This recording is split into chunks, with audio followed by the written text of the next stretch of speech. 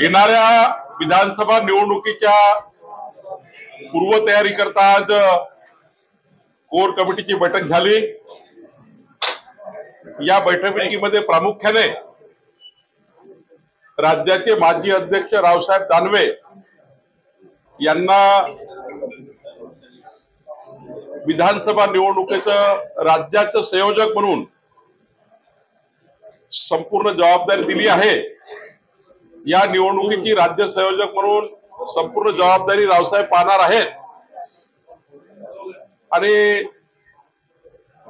या 2-4-5 दिवसामध्ये सुधीर भाऊ असतील, पंकजाताई असतील, चंद्रकांत दादा आहेत, आमच्या कोर कमिटीचे सर्व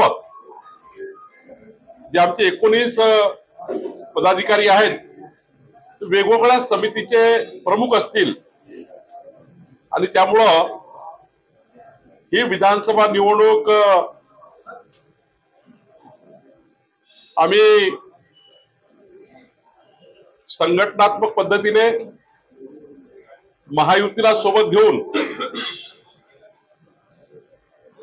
या निवडणुकीचा विजय मोठा कसा राहील याकरता आम्ही आज योजना तयार केली आहे।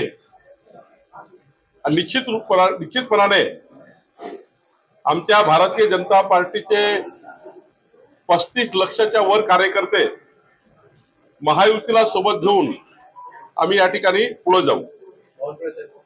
महायुतीचे जे सर्व जागा आहेत त्यावरती भाजपच्या जागा लढवणार आहे त्यावरती भारतीय जनता पार्टीचे राज्याचे संयोजक म्हणून या निवडणुकीचे आणि खास करून भारतीय जनता पार्टीच्या त्या ठिकाणी या निवडणूक समितीमध्ये ते प्रमुख आहेत आणि महायुतीचा समन्वय करण्याकरता आमची समन्वय समिती आहे। त्यामुळे आमचं संचालन जे राज्याचं निवडणुकीचं ते रावसाहेबांच्या